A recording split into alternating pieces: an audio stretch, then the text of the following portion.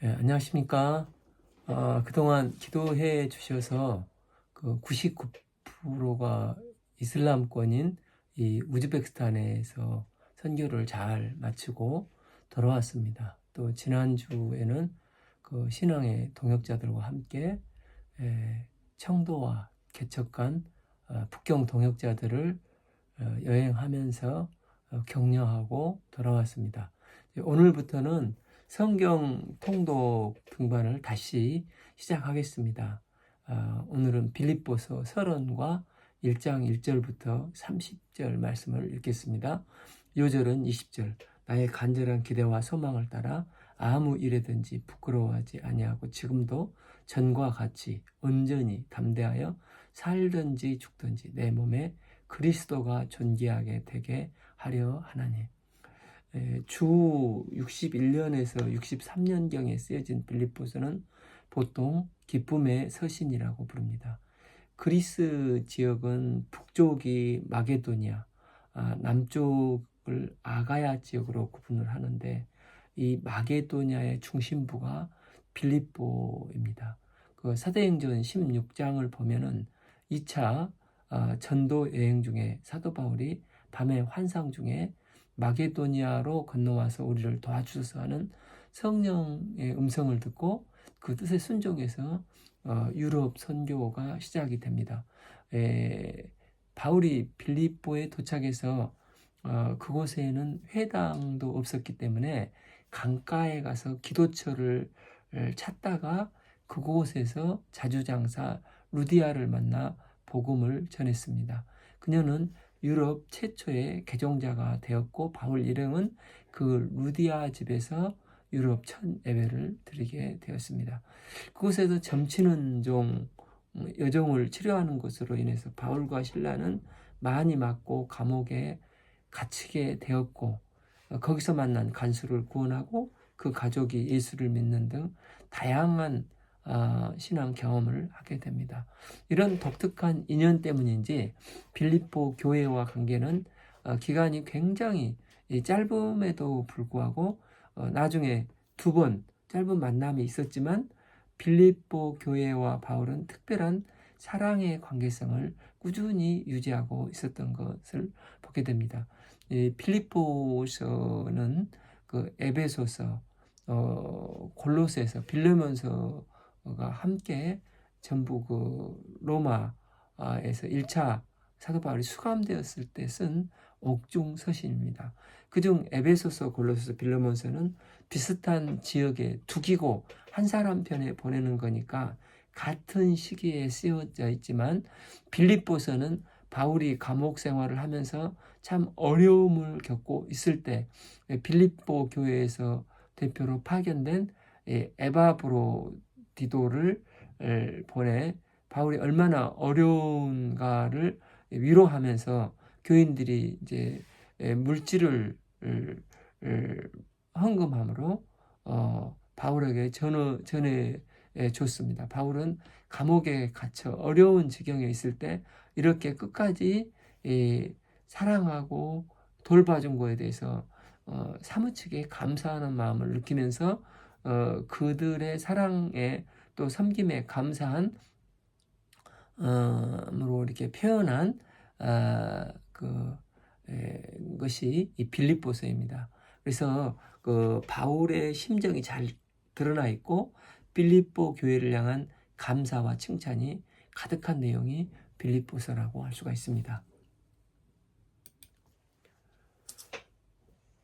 그 같은 옥중 서신인 에베소서, 골로새서가 교리적인 측면이 있다면 상대적으로 빌립보서는 간증적이고 실천적이라고 말할 수 있고 또 빌립보서 안에 천국 시민이 된 성도가 누리는 기쁨, 또 천국 시민으로 살아가는 비밀과 복음의 진리가 잘 나타나 있습니다. 빌립보서를 통해 바울은 자신이 처한 상황을 알리면서 또 성도들의 걱정을 털고 자신을 인해 맺어진 열매들을 함께 나누고자 합니다. 특히 그가 자신의 상황을 알려주는 모습에서 예수 그리스도를 향한 그의 헌신과 또 사생관을 우리는 알 수 있습니다. 바울에게 빌립보 교회의 소식과 선물을 가지고 온 이가 이제 에바브로디도인데, 그는 죽을 병에 걸려서 모든 사람들을 염려시키다가 회복이 되었습니다.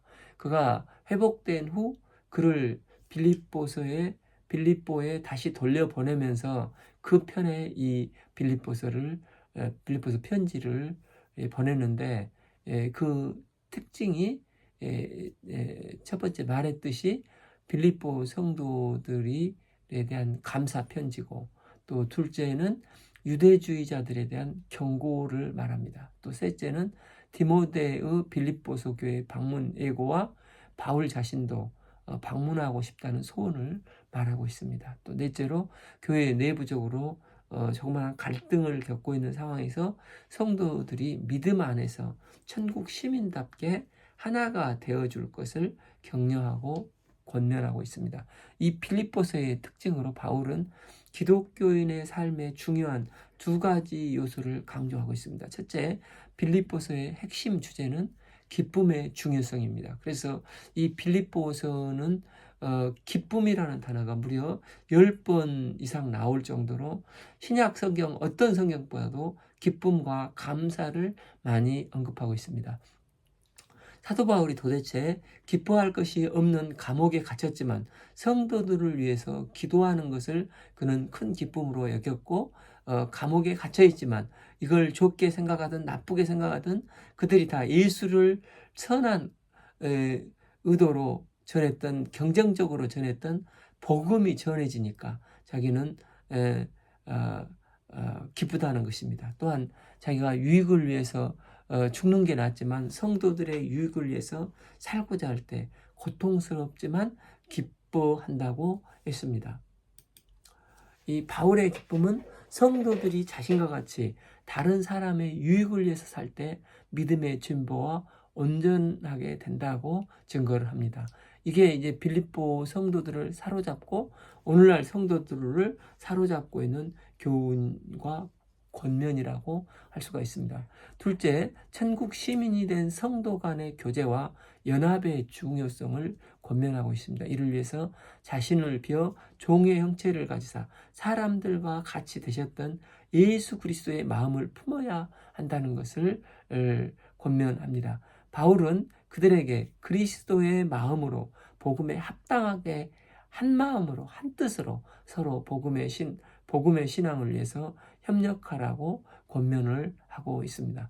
그럼 이 본문을 읽겠습니다. 1. 그리스도 예수의 종 바울과 디모데는 그리스도 예수 안에서 빌립보에 사는 모든 성도와 또한 감독들과 집사들에게 편지하노니. 지금 편지를 쓰는 사람은 바울이고, 같은 신앙에 동역했던 디모데와 함께 이 편지를 보내고 있다는 것입니다. 여기서 예수 그리스도의 종이라고 했는데, 이 종이란 노예, 즉 슬레이브입니다. 노예는 자기 주권이 없고 자기 주장을 하나도 못합니다. 사도 바울은 과거 자신이 죄의 종로를 했던 사람이었는데 예수님께서 십자가에서 내 대신 죄값을 치르시고 대속해 주신 은혜를 기억하고 이제 스스로 자신을 예수 그리스도의 종이라고 부르고 있습니다. 1절 하반부를 보면 모든 성도와 또한 감독들과 집사들에게 편지를 쓰고 있습니다. 다른 서신서에는 이렇게 여러 직책이 나오는 게 거의 없는데 빌립보 교회에는 감독도 있고 집사도 있고 성도도 있는 것을 볼 때 교회가 어떤 미자립 교회가 아니라 충분히 자립 형태의 모습을 띈 것으로 생각이 됩니다. 여기서 또 성도는 오늘날 그리스도인을 통칭하는 성도 그런 개념보다도 성자, 세인트입니다. 바울은 그들을 연약한 인생으로 부른 게 아니라 하나님께서 택하시고 부르신 최상의 이름으로 호칭하면서 그들의 생애를 그처럼 복되게 하실 것을 기대하고 축복하고 있습니다. 이 하나님 우리 아버지와 주 예수 그리스도로부터 은혜와 평강이 너희에게 있을지어다. 하나님께서 우리에게 주신 것 가운데 꼭 필요한 것이 두 가지가 있는데, 첫 번째는 은혜의 선물입니다. 선물은 대가나 공로로 해서 주는 게 아니라 단지 주는 이의 호의, 선물일 뿐입니다. 고린도전서 15장에서 바울은 자기 생애가 주님의 은혜로 말미암아 구속받아 나의 나 된 것은 하나님의 은혜라고 고백을 했습니다. 또 이 은혜는 지금 여기에서 끝나지 않고 사는 날까지 항상 필요하고 이어집니다. 그래서 어떤 사람은 은혜는 요트와 같다고 합니다. 성령 하나님께서는 믿음을 주셔서 믿음의 돛을 활짝 펼치시면은 하나님의 은혜의 바람이 그 뒤에 불어서 어떤 고난과 시련 속에서도 순풍에 돛단 듯이 전진하게 만들어 주는 것입니다. 하나님께서 우리에게 주신 것 가운데 꼭 필요한 것이 두 번째는 또 평강입니다.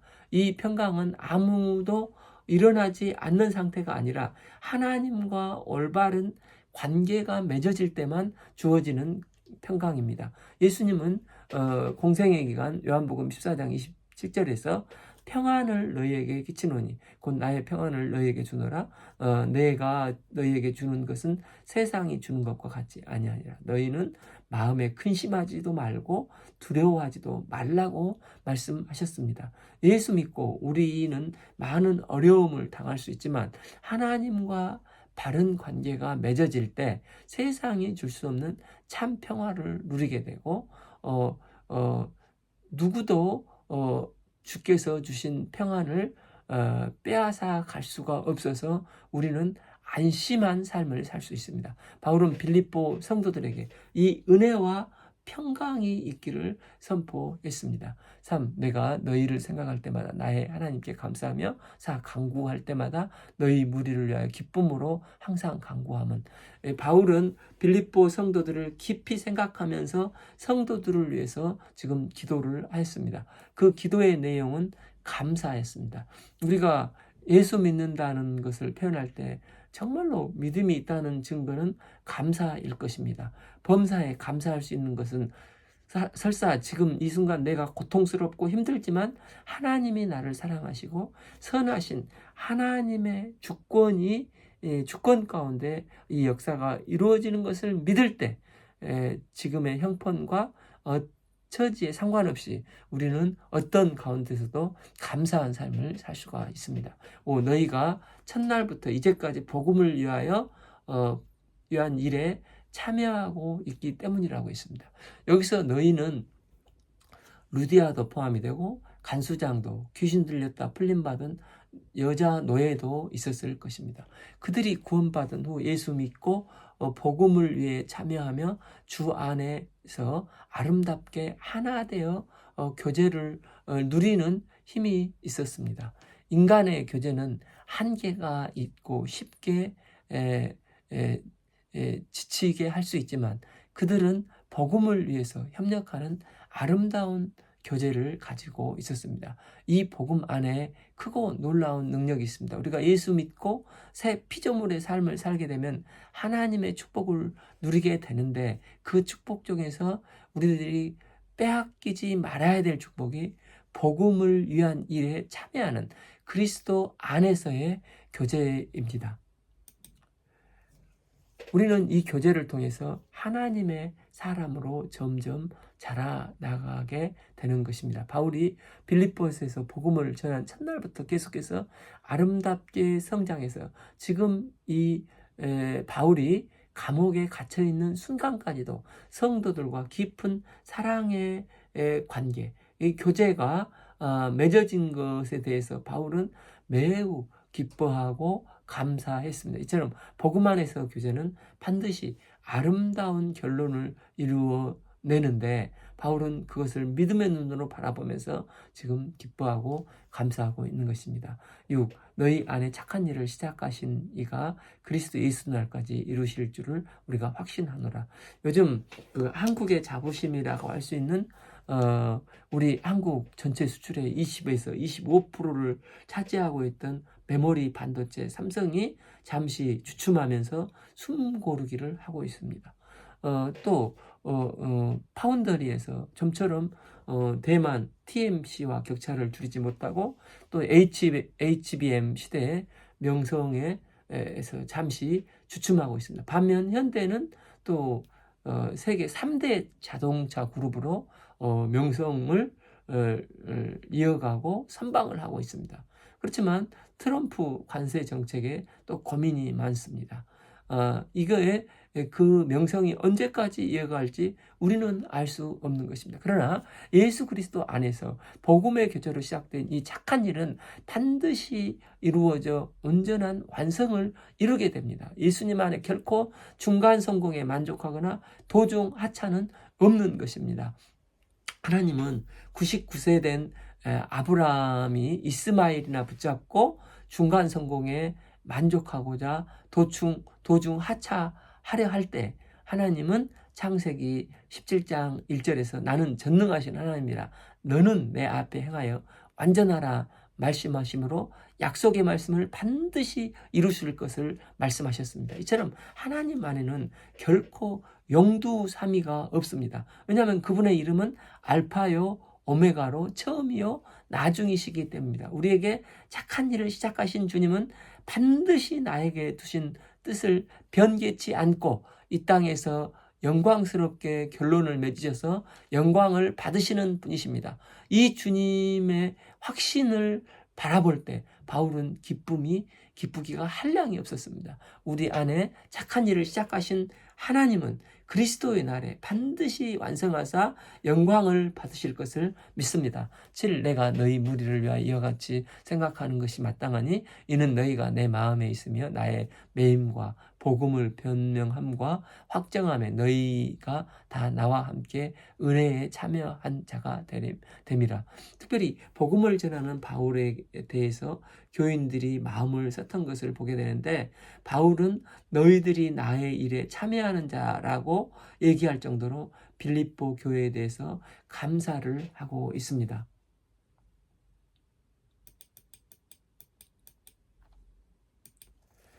8. 내가 그리스도의 심장으로 너희 무리를 얼마나 사모하는지 하나님의 내 증인이시니라 했습니다. 앞 3절에서 너희를 생각할 때마다 나의 하나님께 감사한다고 했던 바울은 성도들을 그리스도의 심장으로 생각하고 사모하고 있었습니다. 그래서 9. 내가 기도하노라 너희 사랑을 지식과 모든 청명으로 점점 더 풍성하게 하사 하고 기도하고 있습니다. 여기서 지식은 헬라어 캐티크 노시스로 거룩한 지식을 말하고 총명은 바른 판단력으로 그 지식을 잘 활용할 수 있게 하는 이 판단력을 말합니다.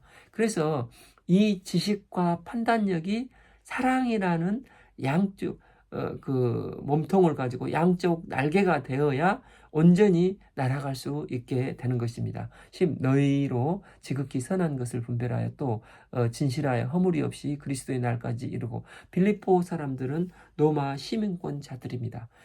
그때까지만 해서 로마 시민권자로서의 권리를 가지고 그들은 자유롭게 잘 살면서 세상에서 잘 사는 삶이 자신에게 있어서 최고의 선이라고 생각을 했습니다. 그러나 예수 믿고 예수님의 사랑이 생기고 거룩한 지식과 총명이 생기니까 진짜 선한 것이 무엇이냐? 지극히 선한 선의 기준이 달라지고 분별하게 된 것입니다. 여기서 진실하여 허물이 없이에서 진실이란 햇빛에 비추어 본다는 뜻을 가진 단어입니다. 옛날에는 그 옹기를 구워 나올 때 쉽게 옹기가 깨지지는 않지만 금이 나는데 장사꾼들은 이걸 버리기가 아까우니까 금이 간 곳을 같은 색의 밀초를 비벼 말라서 불로 때우면 감쪽 같다고 합니다. 그래서 물에 넣어보면 새지 않는다고 해서 그 물에 넣으면서 이거 좋은 항아리라고 해서 속여 파는 경우가 꽤 있었다고 합니다.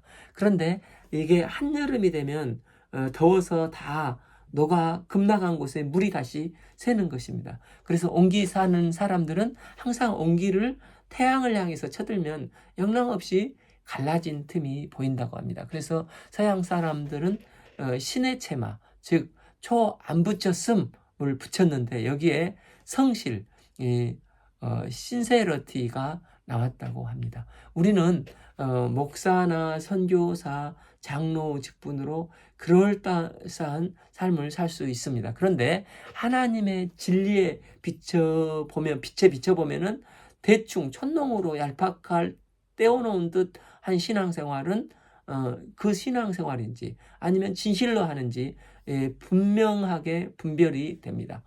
우리는 약하고 부족합니다. 그런데 사랑과 지식과 총명으로 아름답게 주 안에서 자라서 지극히 선한 판단력을 가질 때 우리의 이 땅의 삶 속에서도 성실, 이 센서러티가 생기게 되고 성령께서 도와주사 점점 흠없고 허물없는 삶으로 성장하게 되는 것입니다. 11. 예수 그리스도로 말미암아 의의 열매가 가득하여 하나님의 영과 찬송이 되기를 원하노라. 빌립보 교인들에게 축복 기도를 하고 있습니다. 우리도 이 땅에서 사는 동안 무엇이 가장 귀한 것인지 분별해서 마지막 이 땅을 떠나는 그날까지 의의 열매를 주렁주렁 맺는 복된 삶이 되기를 기도합니다. 12. 형제들아 내가 당한 일이 도리어 복음 전파에 진전이 된 줄을 너희가 알기를 원하노라. 이제 감옥에 있는 사도 바울은 자신의 형편을 이야기하고 있는데 이유는 빌립보 교인들이 자신을 너무 걱정하고 있기 때문입니다. 오죽했으면 에바 브로디도를 대표로 보내기까지 했겠습니까? 13. 그러므로 나의 매임이 그리스도 안에서 모든 시위대 안과 그 밖의 모든 사람에게 나타난 것이라는 것입니다. 어떻게 보면 감옥을 지키는 시위대 사람들이 로마의 핵심 엘리트 세력이라고도 할 수 있습니다. 그런데 이런 사람들이 예수를 믿게 되고 황궁의 복음이 전파되고 그들이 변하니까 결국은 로마 복음화를 이루게 되고 이를 통해서 전 세계 복음이 증거되는 일이 된 것입니다. 그래서 사도 바울은 어려움 당한 것을 힘들어 죽겠네 이렇게 소리하지 않고 오히려 이 일이 잘된 일이라고 증거를 하고 있습니다. 14. 형제 중 다수가 나의 매임으로 말미암아 주 안에서 신뢰함으로 겁없이 하나님 말씀을 더욱 담대하게 전하게 되었느니라. 15.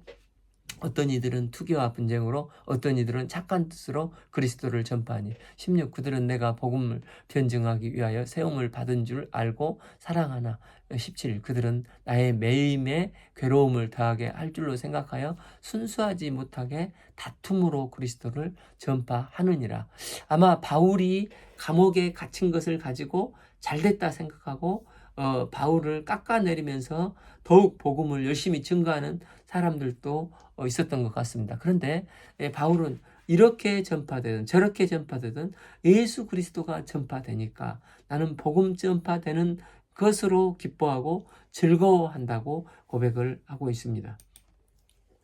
그 바울도 물론 얼마든지 왜 저 사람들은 이런 선한 동기로 복음을 증거하지 않고 나쁜 동기 또 경쟁심을 가지고 복음을 전하는가? 왜 저들은 나를 삐딱하게 생각하는가? 할 수도 있었습니다. 그런데 이 모든 것을 주리하고 오직 예수 그리스도에게 초점을 맞추고 그리스도가 전파되는 것에 핵심을 두다 보니까 결국 자신도 기뻐할 수 있었고 즐거워할 수 있었고 성도들에게 기뻐하라고 권면할 수 있는 것입니다.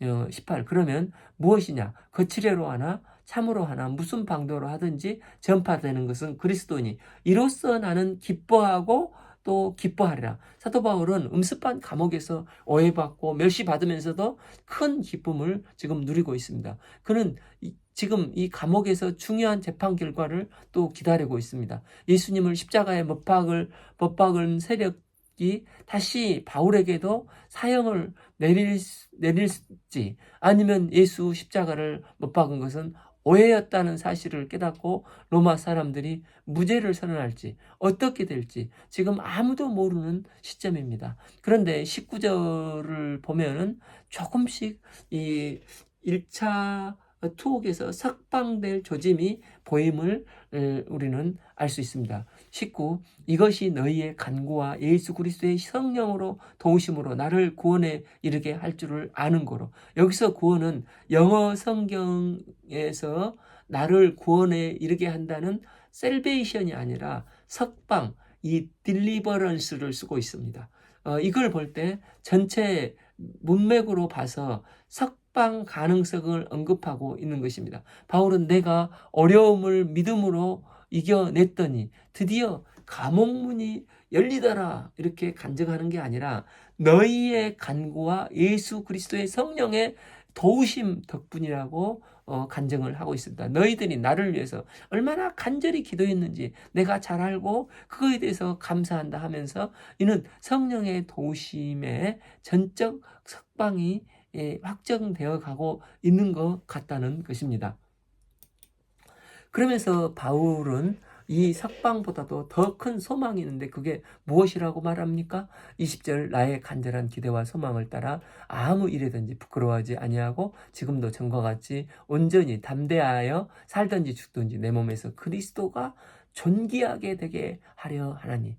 바울에게 있어서 진정한 기대와 소망은 다른 게 아니라 오직 예수 그리스도가 존귀케 되는 것이었습니다. 그는 죽고 사는 것이 문제가 아니고 이 모든 것을 통해서 그리스도가 높여지고 존귀케 되고 영광을 받으시는 게 이 바울의 삶의 유일한 목표였습니다.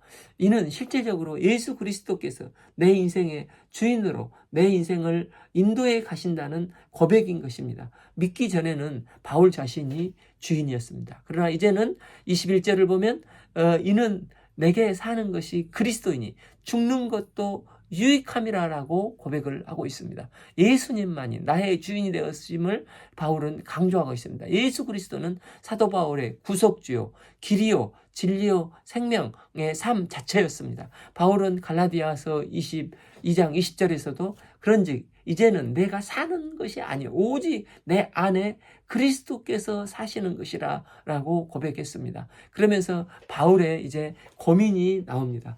22 그러나 만일 육신으로 사는 것이 내 일의 열매일진데 무엇을 택해야 할지 나는 알지 못하노라. 23 내가 그 둘 사이에 끼었으니 차라리 세상을 떠나서 그리스도와 함께 있는 것이 훨씬 더 좋은 일이라. 그렇게 하고 싶으나 23 내가 그 둘 사이에 끼어 있으니 차라리 세상을 떠나서 그리스도와 함께 있는 것이 훨씬 더 좋은 일이라. 이렇게 하고 싶으나 바울은 과연 어떤 게 유익하냐? 내가 이 고생을 하면서 살아있는 게 유익한가? 아니면 이 세상을 떠나 주님 품으로 가는 게 유익한가를 생각을 합니다. 그런데 바울은 솔직히 죽기를 더 원했던 것 같습니다. 그러나 바울은 사나 죽으나 다 좋은데 24절 내가 육신으로 있는 것이 너희를 위하여 더 유익하리라 라고 고백합니다. 사도 바울의 태도는 내가 이 땅에서 고생이 되더라도 살아남는 것이 불편하지만 그리스도의 성도들을 섬기는 자가 되겠다. 이 목자의 마음으로 살고자 했던 것을 보게 됩니다. 우리는 여기서 하나님의 뜻을 순종해서 우리에게 구원의 유익을 주기 위해서 오신 예수 그리스도의 모습을 본받아 하늘에 가서도 그리스도와 함께 또 땅에서도 그리스도를 위하여 살고자 하는 바울의 자세를 배우게 됩니다. 25 내가 살 것과 너희 믿음의 진보와 기쁨을 위하여 너희 무리와 함께 거할 이것을 확실히 아노니. 26 내가 다시 너희와 같이 있으므로 그리스도 예수 안에서 너희 자랑이 나로 말미암아 풍성하게 하려 함이라. 앞서 읽었던 그 12절에서 복음 전파 진전을 말했는데 이제 믿음의 진보를 말하고 있습니다. 그 복음의 진전은 사람들이 복음을 듣고 더 예수님을 믿어 하나님과 관계가 회복되는 측면이 있다면 25절 믿음의 진보는 이제 예수 믿는 사람들이 믿음이 더 성장해서 그리스도 예수님이 그들의 인생 속에 주인으로 살아가고 또 예수 그리스도가 그들의 인생을 다스리고 이끌어 가심으로 그 속에 예수님의 삶이 드러나고 나타나서 사람들이 그들의 삶을 볼 때 역시 예수 믿는 사람은 뭔가 달라 이렇게 선한 영향력을 끼치는 삶이 풍성해지는 측면이 있는 것입니다. 그러면서 빌립보서에서 이제 바울이 권면이 이제 약 27개 정도가 나오는데 그가 말하는 첫 번째 권면이 무엇입니까? 27. 오직 너희는 그리스도 복음에 합당한 생활을 하라. 이는 내가 너희에게 보나 떠나 있으나 너희가 한 마음으로 서서 한 뜻으로 복음의 신앙을 위하여 협력하는 것과 28. 무슨 일이든지 대적하는 자들 때문에 두려워하지 아니하는 이 일을 듣고자 함이라. 이것이 그들에게 멸망의 증거요 너희에게는 구원의 증거니 이는 하나님께로 난 것이라. 즉 그리스도의 복음에 합당하게 생활하라는 것입니다.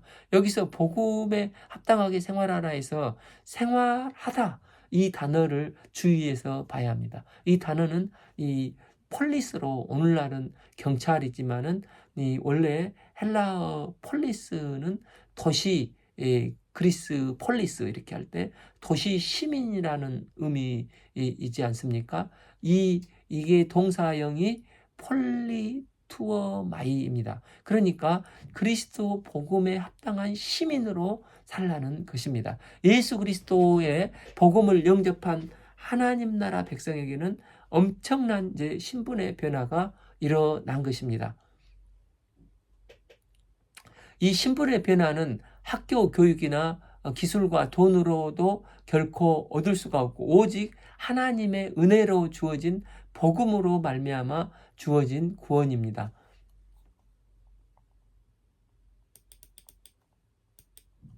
보통 사람들은 천국의 삶을 죽은 다음에 가는 거기 가서 누리는 것으로 생각하기 쉽지만 바울은 지금 이 땅에 살면서 천국 시민의 신분과 자격에 걸맞게 살아야 한다는 것을 강조하고 있습니다. 이것은 2장, 3장, 4장에서도 천국 시민의 합당한 삶을 계속해서 강조하고 있습니다. 3장 20절 보면은 우리의 시민권은 하늘에 있다 하면서 나 바울은 여러분이 보듯이 천국 시민의 삶을 살아가고 있고 구원받은 너희들도 지금 하늘의 시민으로 살아가고 있는데 같이 더 힘써서 천국 시민답게 복음에 합당한 삶을 살아가자고 하는 것입니다.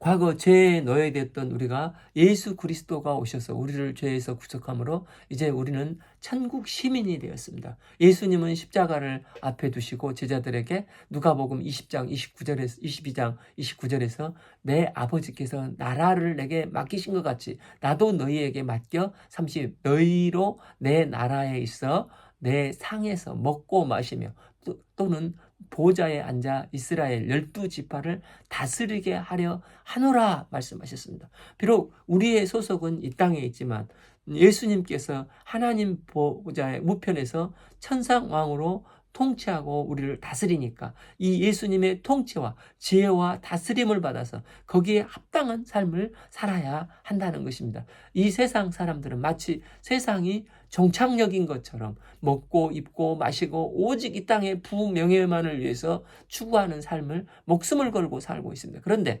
성도가 추구해야 할 것은 하늘 보좌에 앉으신 예수 그리스도가 바울 안에 주인으로 다스리듯이 구원받은 우리의 삶도 예수님을 주인으로 모시고 통치받는 천국 시민다운 삶을 살아야 한다는 것입니다. 바울은 가택연금을 당하면서도 그 환경 속에서도 주님이 주시는 천국 시민의 기쁨을 누리면서 살아가고 있습니다. 여기에 대한 인식을 가르쳐 주기 위해서 바울은 또 무슨 말을 합니까? 29. 그리스도를 위하여 너희에게 은혜를 주신 것은 다만 그를 믿을 뿐 아니라 또한 그를 위하여 고난도 받게 하렵니다. 이 절이 그 헬라의 원문에서는 하나님께서 우리에게 두 가지 은혜를 주셨는데 그 중에 하나는 믿음의 은혜요. 그 중에 또 하나는 고난의 은혜를 주셨다는 것입니다. 사실 예수님이 가신 길의 핵심은 믿음의 길이고 또한 십자가의 고난의 길이십니다. 때문에 천국 시민의 삶도 믿음의 은혜인 것처럼 믿음이 은혜인 것처럼 고난도 은혜라는 것입니다. 때문에 이 땅에서 천국 시민으로 살아가는 삶이 결코 녹록하지는 않습니다. 30절 너희에게 그와 같은 싸움이 있으니 너희가 내 안에서 본 바요 이제도 내 안에서 듣는 바니라. 여기서 싸움은 곧 전쟁을 말하는데 하나님께서는 처음 사도 바울을 부르실 때도 사도 바울에게 주신 사명이 사도행전 9장 16절 봐보면 그가 내 이름을 위하여 얼마나 고난을 받아야 할 것을 내가 그에게 보이리라 말씀하시므로 예수님을 증거하고 예수님을 증거하는 과정에 고난도 함께 받을 것을 분명히 말씀하십니다. 사도행전의 사도들도 이 고난받는 삶을 합당히 여기며 천국 시민으로서의 기쁨을 누리는 삶을 살았습니다. 사도행전 5장 42절 사도들도 그들의 이름을 위하여 능욕받는 일에 합당한 자로 여기심을 기뻐하면서 공회 앞을 떠나니라 이렇게 했습니다. 이것은 단지 바울이나 사도들에게만 해당된 게 아니라 복음을 증거하는 모든 증인들에게 동일하게 주어진 상황이라 할 수 있습니다. 이걸 볼 때 모든 예수 믿는 자가 천국 시민의 합당한 삶을 살아내기 위해서는 영적 전쟁 과정 중에도 고난받고 눈물 흘리는 경우가 있는데 이것도 고난도 합당한 주의 은혜라고 고백을 해야 한다는 것입니다. 고난의 때 왜 나에게만 이런 고난이 있나 하고 원망 불평하는 게 아니라 고난에 대한 관점이 정확하게 성경적이어야 한다는 것입니다.